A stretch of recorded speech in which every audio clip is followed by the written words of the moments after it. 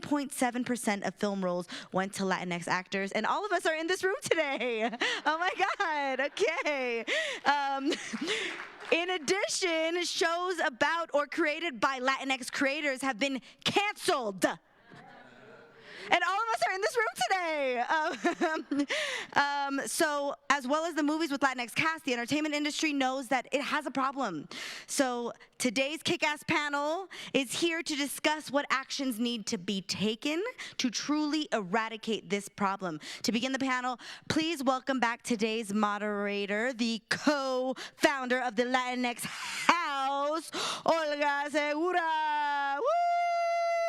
And a dear friend. Bueno, sí.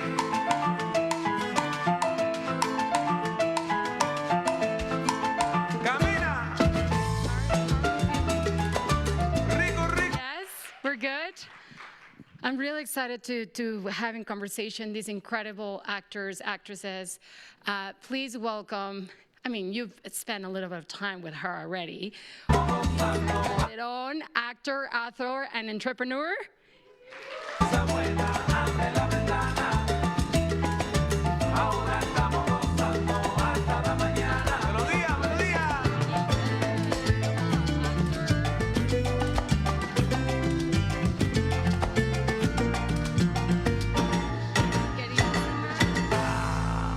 Mabel Cadena.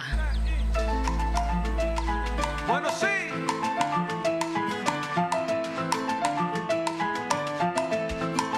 Camina. Good? Good. Yes? Yeah, Aspen Meadows, the mountains. It's fun, huh? this is beautiful. So happy to have you here, guys. This is really special. I want to start with, for the audience, tell us your last project, the last project that you have online or that you've done, or if it's a new project that you're just participating in that is coming up, so they know. Let's start with that. Should I start? Yeah. I just wrapped season 2 of With Love that is on Amazon. I love it. Yes. I love it. Yeah, La Calderón. with Gloria Calderon Kellett. Yes, season 1 is already available to stream. You should check it out. And then before that, because we're talking about, Hollywood, Gentefied. You've probably seen me on that. I love doing all those. I'm a huge fan. I'm in, next week is our season 4 finale of What We Do in the Shadows. Yeah, What We Do in the Shadows fans. And we have an animation film, Puss in Boots, The Last Wish, with Antonio Banderas and Salma Hayek and myself, coming out at Christmas. Yeah. I play Perrito, so if you look at a dog, that's me. You can watch my 2 last projects on Netflix, Tense of 41 and The Asphalt Godness. And in November, you can watch Black Panther Wakanda Forever.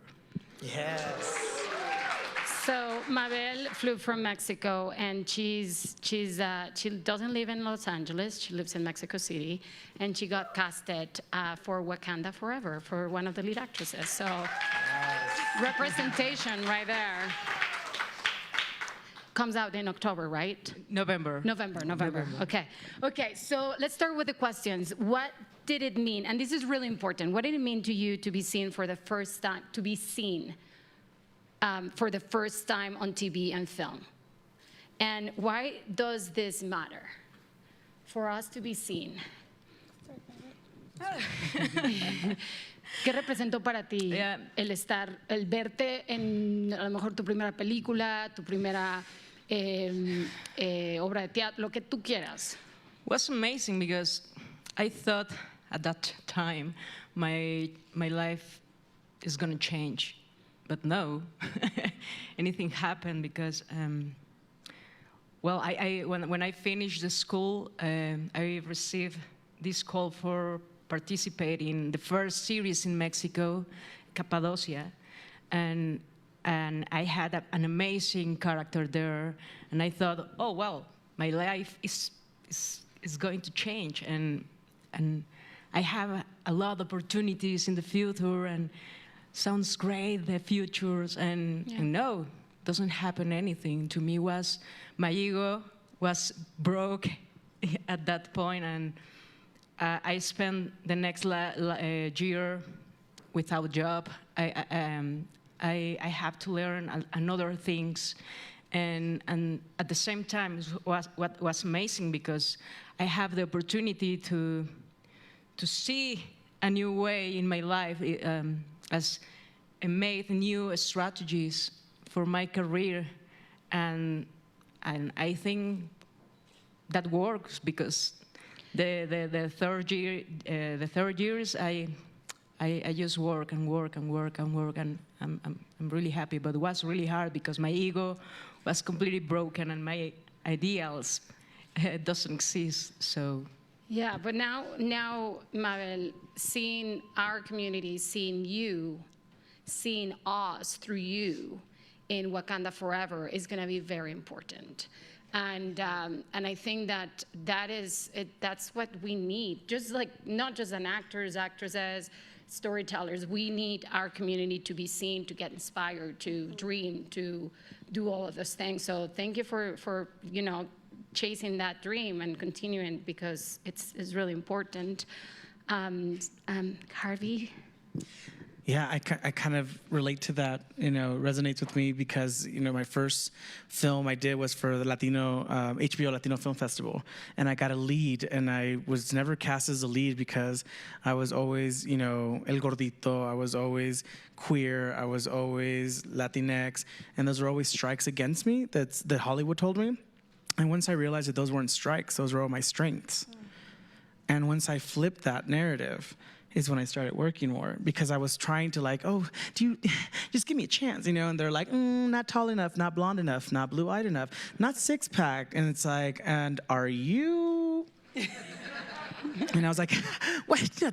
I'm an actor, And the idea was that I was trying to mold myself what you wanted me to be, because you for so long controlled the narrative, you being Hollywood. And once I switched that and I said, no, this is who I am. I'm going to represent who I am. I'm not going to shy away from who I am.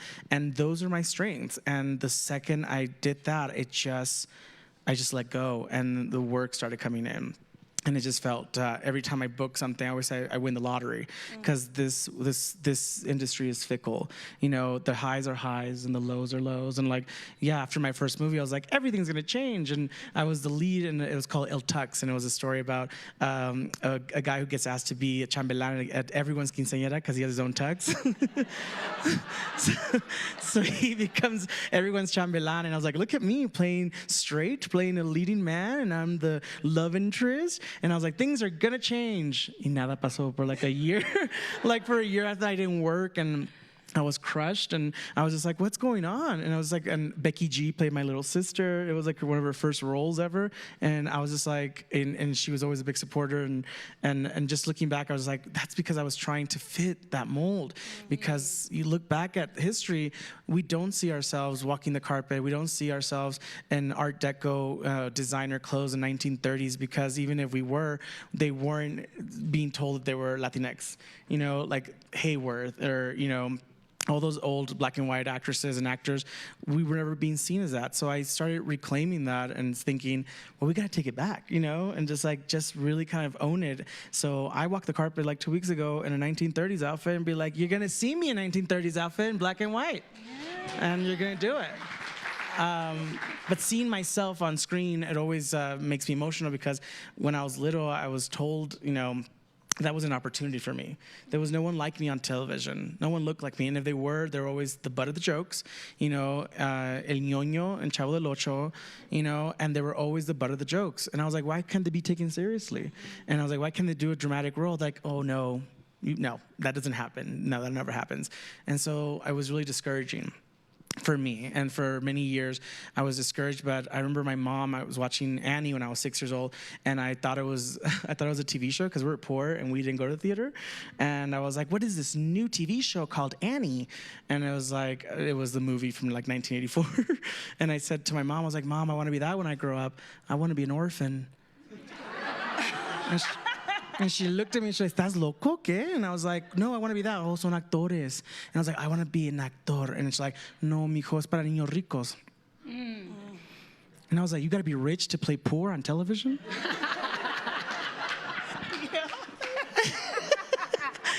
And I was like, that's what my psyche was like, what kind of fucked up shit is this?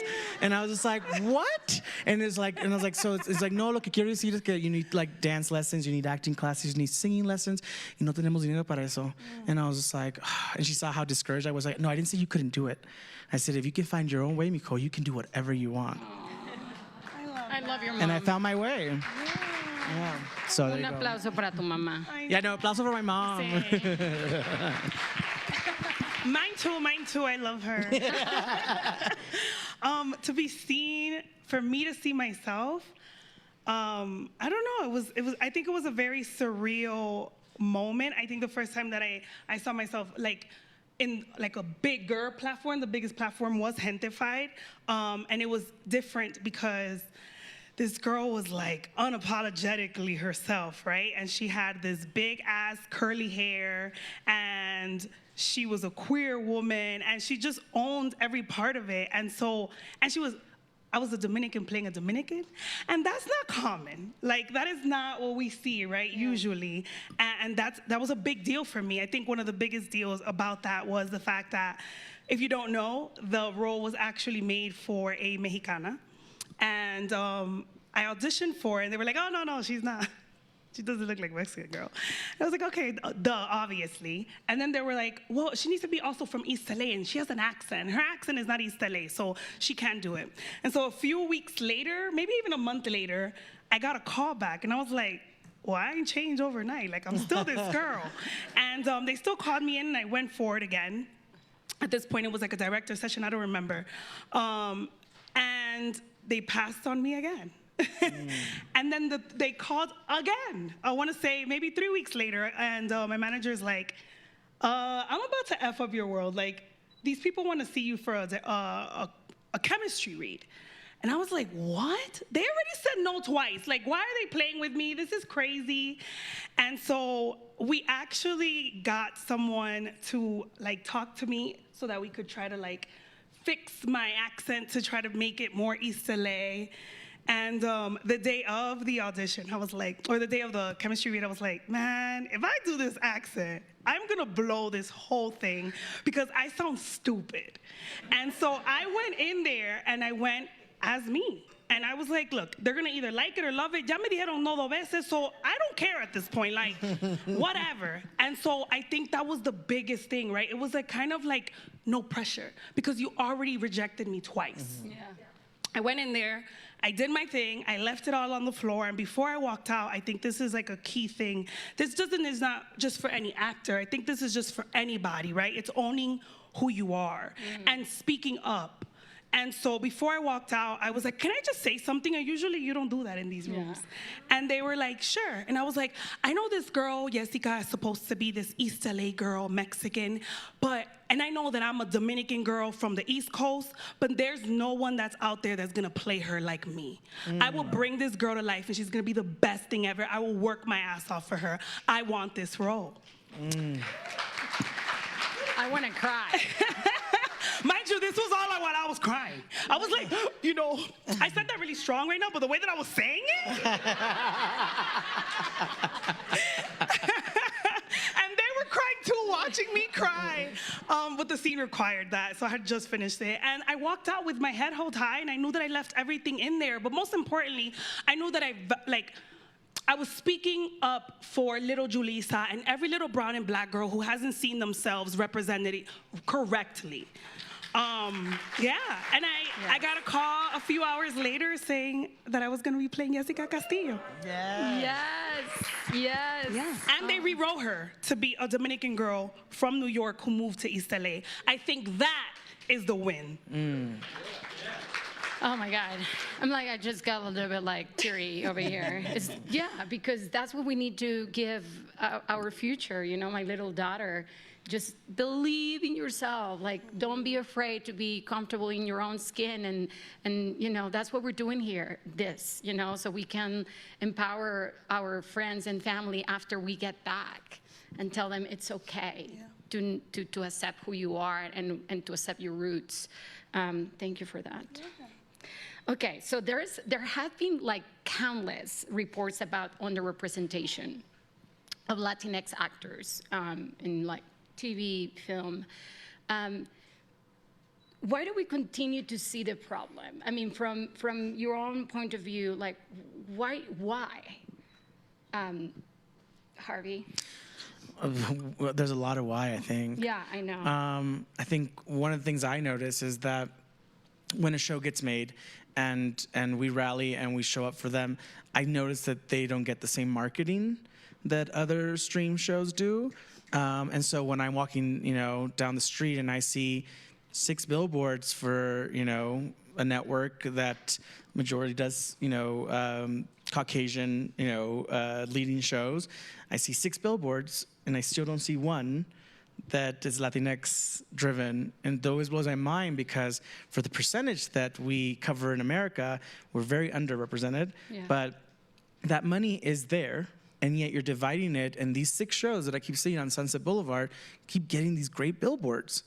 So the money's there. There is money for billboards. There's money for commercials. There's money for radio spots. There's money for everything. Who's deciding who's getting this money? Because these shows are on your same network that TV show's on. That same show that we love, that's the Latinx show, is on that network. Why isn't there a poster opposite of that with that show?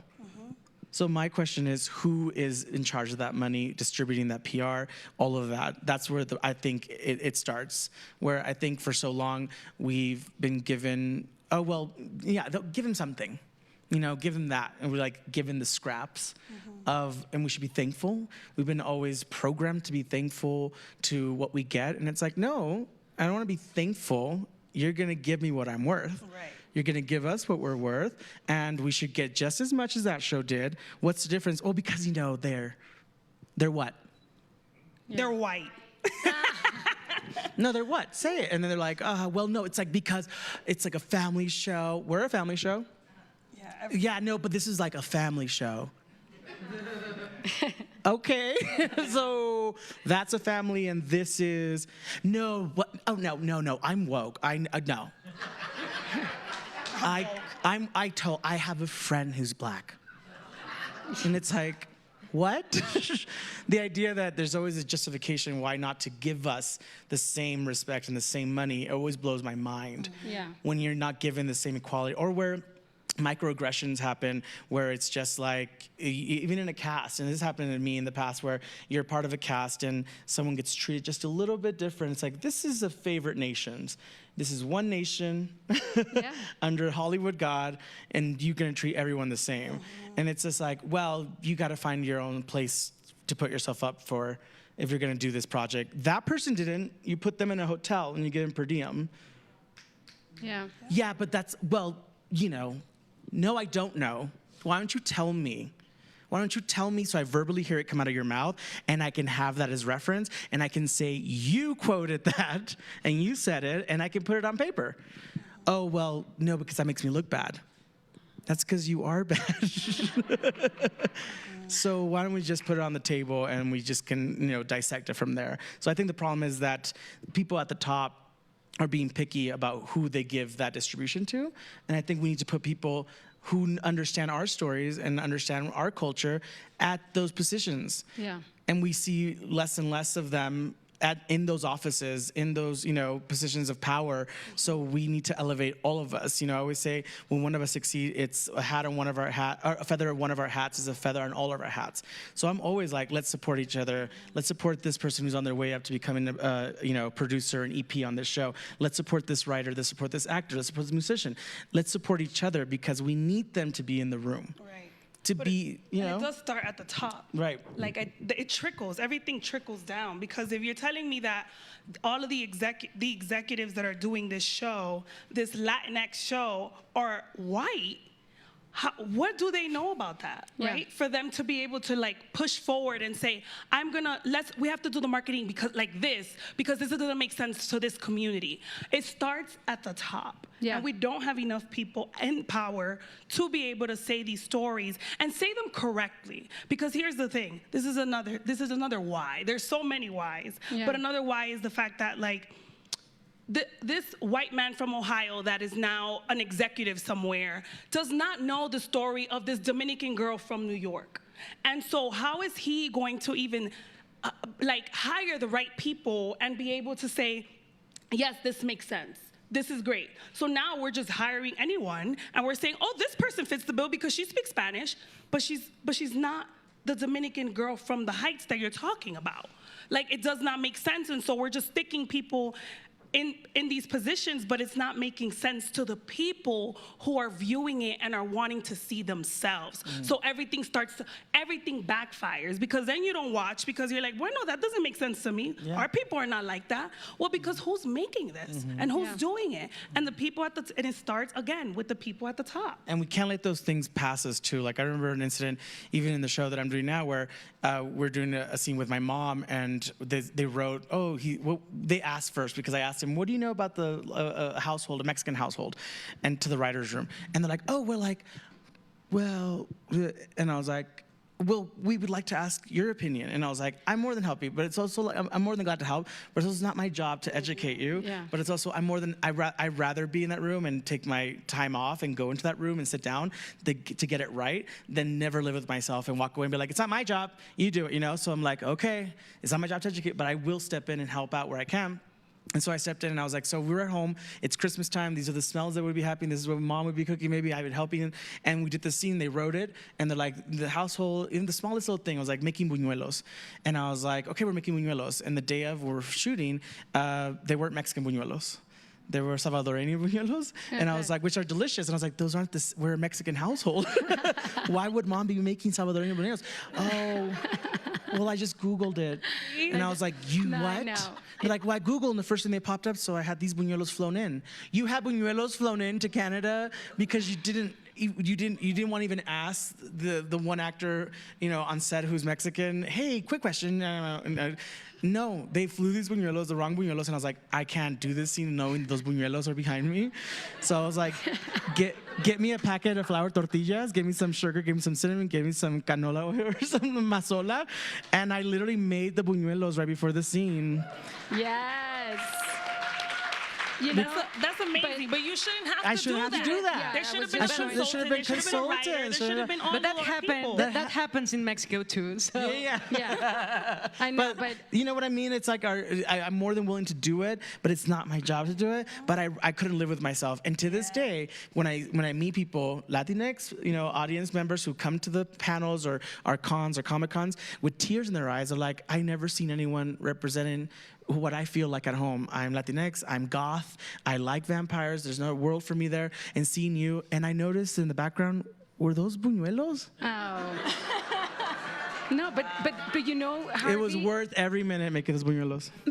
But you know, I'm so, like, this is music to my ears because I'm so happy that you're so outspoken. Like, you really are claiming space in your set.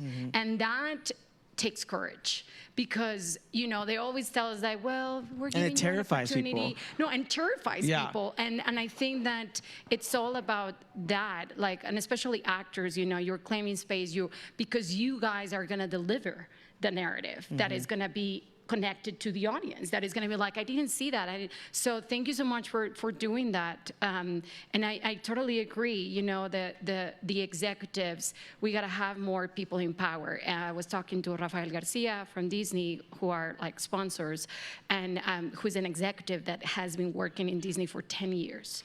But can you really imagine how many things that he had to go through to get now into position?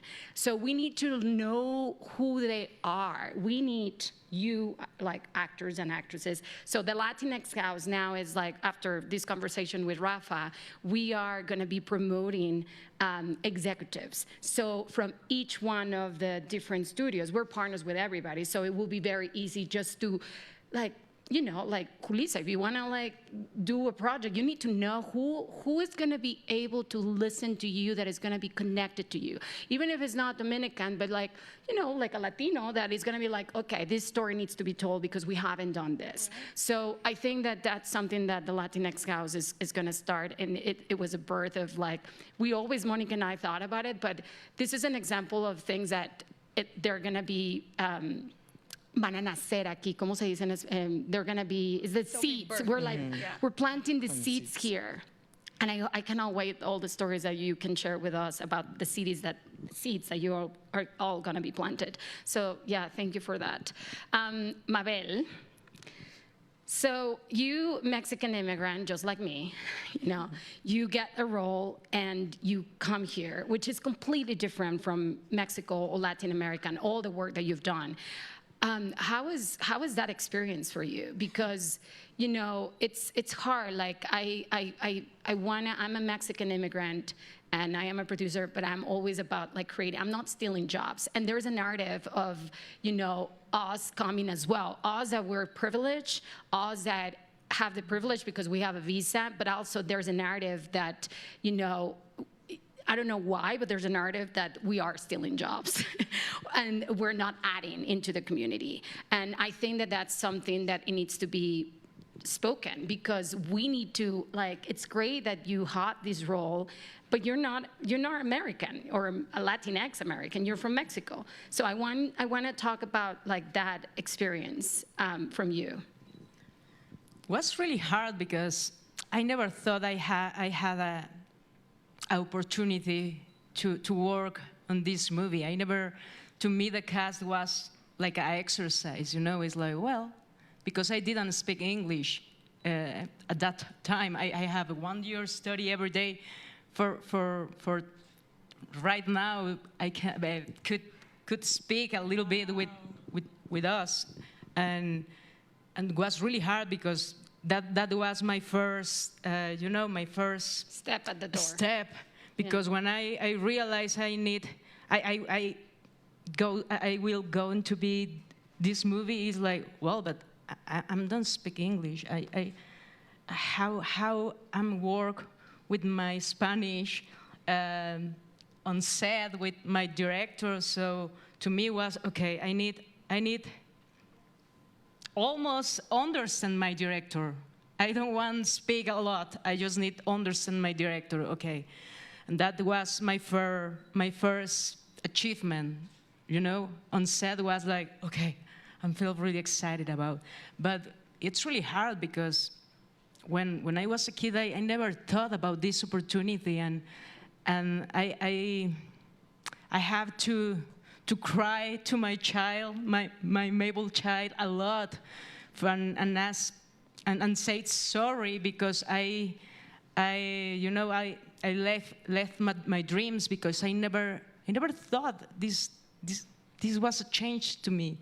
I never thought about this opportunity because as a Mexican girl, as brown girl, as Latin girl in the USA, these things don't happen. Yeah. The people say, "Hey, no, you don't look like a superhero. You don't speak English. How do you don't speak English?" I can understand that, and it's really hard. Can answer these things because I don't understand why I cannot answer these things. To me, working in the USA for the first time was crazy because I don't have answers to me. I don't have answers for other people. I don't have answers about why I don't believe in my dreams when I was a child. I am really comfortable to working on Mexico, and I was really happy working on set with my characters in Mexico. But this experience was amazing because the people was really lovely with me, okay, and really patient with my language, and really patient, teach me a lot of things that I need to know because I don't know. And right now I understand what is happening in my life and what important is this to me and for the generations to come, because it's really important because I was that girl that I don't believe in me.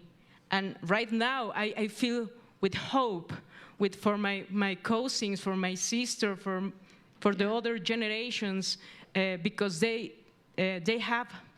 I want to believe they have more opportunities, because we are ready. The Latin people is ready for take the job, but just need more stories, more narratives, more characters, more powerful characters, because we are ready, and we just need the opportunity for believe in us and for take these jobs and open more and more and more doors. And thank you, Mabel. Thank you. I really, I want to talk about this because this is really important. I think that if we all come together and we forget about, like, yes, you might not speak perfect English and you might not speak perfect Spanish, but we are a family. And we cannot forget that there's a lot of friends of mine that they don't speak like perfect Spanish because they were grown up in a community where they were the only Latina or they were the only Latinx, and they needed to like survive, like literally survive, because, and then when you're a kid, you get bullied and you get like, you pertenecer, you wanna like belong. You want to like always there's, especially when you're growing up, you're like, don't you remember? You're like, oh, they're doing that? That's cool. I want to do that, And so I think that I just want to invite everybody to be a little bit like kind to anybody from our community. To be kind. If they don't speak the language, be kind and try to learn, and try to empathize, like even because you don't know what that person went through, and especially here in the U.S. So and for Mexicans that come here like you and me, like now I speak a little bit, without an accent, but I still have an accent. And as a producer, it was hard and still hard, So I think that we need to come together. It doesn't matter if you're like Peruvian, Dominican Republic, from East LA, from New Yorican, DR, like it doesn't matter. We all need to come together. Imagine the things that we can do. Oh my God. Like all South America, Central America, coming together. We're doing it. We're doing it. Okay, Julissa, you're a published author. There are many folks in the entertainment industry who are authors, just like you. But the Latinx community is underrepresented in publishing overall. What are the consequences of failing to publish Latinx authors? Oh man, I think it's kind of to like what Mabel just said, right? She didn't believe in herself as a little girl, right? So if we don't have that, those books, I think books are, from early childhood, this is what we're doing, right? We're reading. We have these books in school, you're given books, you're having like, I don't know if they do it now, but back in the day, we used to have like the fairs where you would go, Scholastic, and you'll go buy books and all of those things. And so what little girl and little boy are gonna, like, if they don't have us writing it and publishing our stories, I don't remember going to the bookstore and seeing all of the books that I saw out there with all of these last names that sounded like mine. Like, that's amazing. And for me to feel like I could do that too, and I could believe in myself, whether the story is similar to mine or not, but it allows these kids to kind of just even expand on their imagination, on everything and all of the possibilities. And so I am very grateful to be that. I think it was a tough process for me. I just felt like, well, this is a good idea, but can I do it? And can I execute it? And will people like it? And all these different things. And it's because you are not given the tools, right, on how to do that. For our parents, I think a lot of our parents, they were trying to survive. So they didn't have those tools to teach us how to thrive. Yeah. And I think that's on us now to do it and to understand that we can. All those dreams and all those little things that you think of in your head that you maybe cannot do, I always say God whispers different dreams in my ears. And he is literally telling me all of these ideas that come up, it's him whispering like, tú lo puedes hacer. You could do everything, whatever you want. It's not just coming up in your head for no reason. There's a reason for it. So believe in it and learn. And I think one of the things is too, right? Like, I didn't know what to do and how to do it. I reached out to people. How can I even make a journal? Like, how would I do this? X, Y, Z. And I think it's using the people next to us and not always thinking, Issa Rae has said this, not always feeling like you have to climb and reach out up. We can also reach out across to our peers for help. How do you help me? How can I help you? How can we figure this out together versus let me go contact this executive because they're the ones that have the power. No, or this publishing house. No, how can you help me? Let's figure this out together. And I think, like you just said, when we do that, we're stronger. Strong. I mean, I'm going to take on what you just said. This is a great indirect recommendation to our audience and to the all Raizado members. Because it's what you just said, like, just go and talk to people. Like, even like right now, go and talk to your neighbor. Like, what are you doing? How can I help? Like, because incredible things can happen out of this, like, 3-day gathering.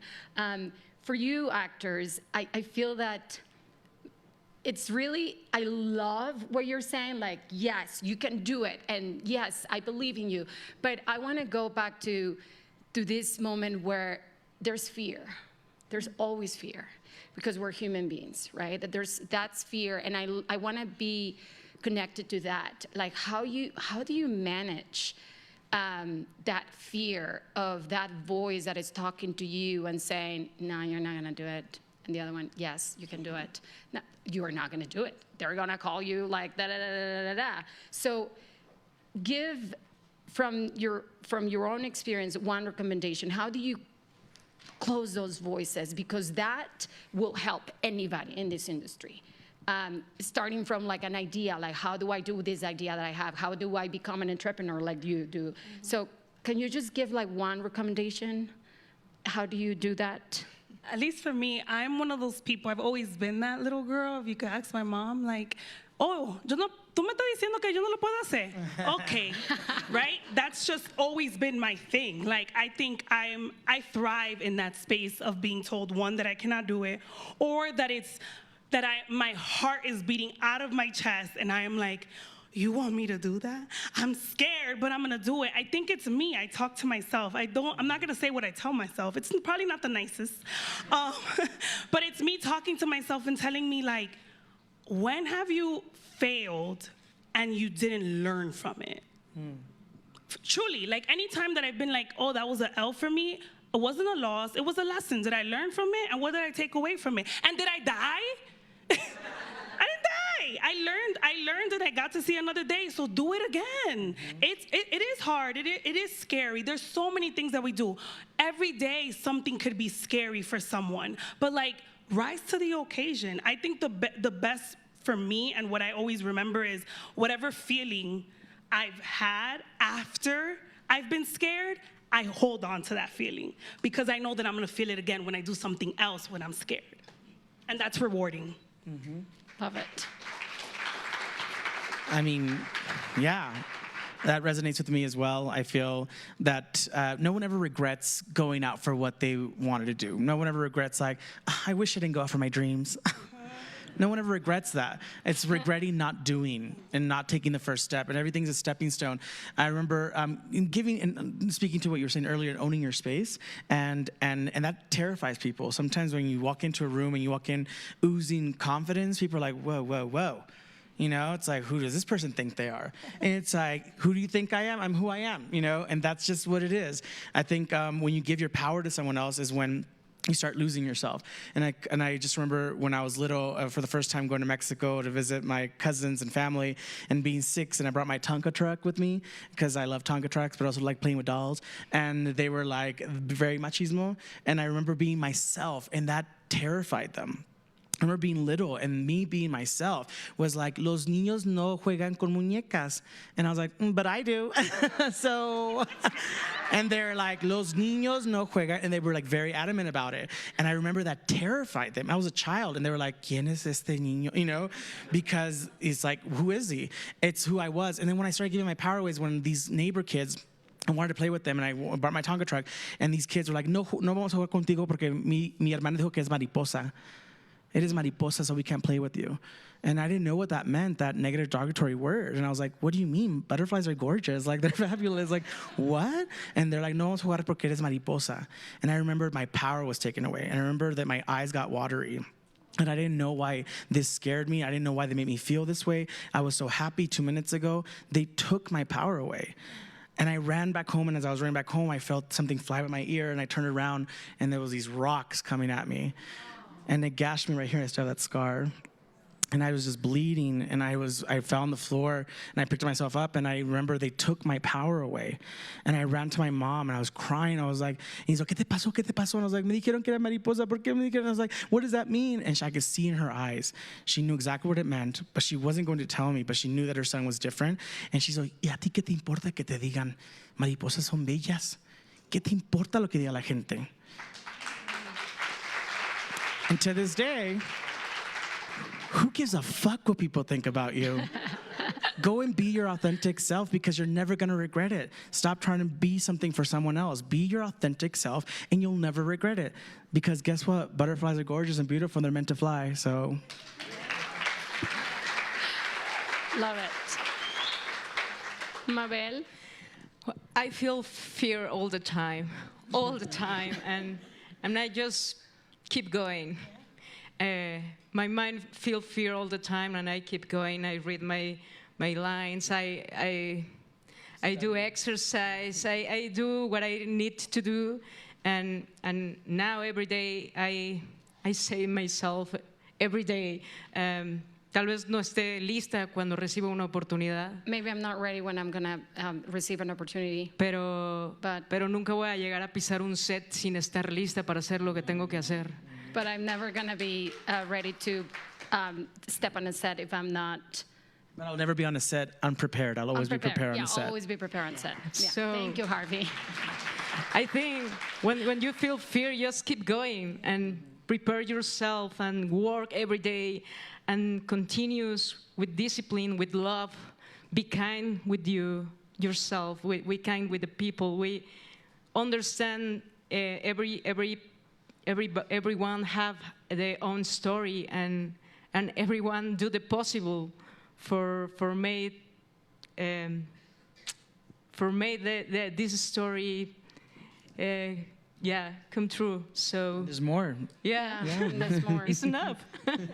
No, thank you. And I'm asking about this question because this is what is going to solve the lack of representation. When we like really believe in ourselves and we really are proud of who we are and we fight for what we want to see on TV. And you know, aside from continuing to watch reels like quick, to watch shows and movies, which is really important, guys. That's why I started with look at their shows. Go like online, see them because it's really important. That's the way that we're gonna get more shows and TVs that better represents, and that's the way we're gonna be able to change the cultural narrative of who we are, not just in the U.S. but globally. So apart from that, what else can people do to support you guys and creators? Real quick, before we go. I think supporting the Latinx House is a start because you are really making a hub for us, and that's a beautiful thing. Like the fact that you're at Sundance, the fact that you're doing all of these things, this is a beautiful thing. We are showing up in these spaces, and it allows all of us to be there and to connect. And like I said, I think my thing is just like lateral, right? Making sure like we connect like this and not always just going like this. Thank I mean, yeah, ditto. And supporting, I always feel that artists support artists and artists inspire artists. So whenever I get someone reach out, they're like, I have this short or I have this script, will you give it a read? I'm like, if I have the time, I always make the effort because you don't know like what that means to someone, what that would have meant to me when I was in high school to have someone that I admired because there's so few of us. Yeah. There's so few of us that we can look up to. So I get it. And I know that's the responsibility. And I think that all of us up here, you know, speaking of like the next generation, that little girl who's seen you, the little girl who's seen you, and like the little boy who's seen me, like it's like that makes a huge difference. And so we need to be there for them. So, you know, anything that you reach out with, a tweet, you know, a tweet or a question or letters and whatnot, like we should all be there for each other, you know, and support each other in any way we can and show up for each other. Yeah, thank you. I think speak up all the time, and whatever you do, use that opportunity for make a difference in every story, in every day, in whatever you need to do. In our characters, we try to make a little difference when how speak this character, how looks these characters. And I don't know, whatever you need to do, make a difference for us, for you, for the Latin community, for everybody in this world. Thank you so much, guys. It's been like really, really inspiring to have you, and I hope that everybody got a little bit of wisdom from these incredible actors and human beings. I really appreciate you, all of you. Thank you. So I think we're gonna do a photo, and then we go. Gracias.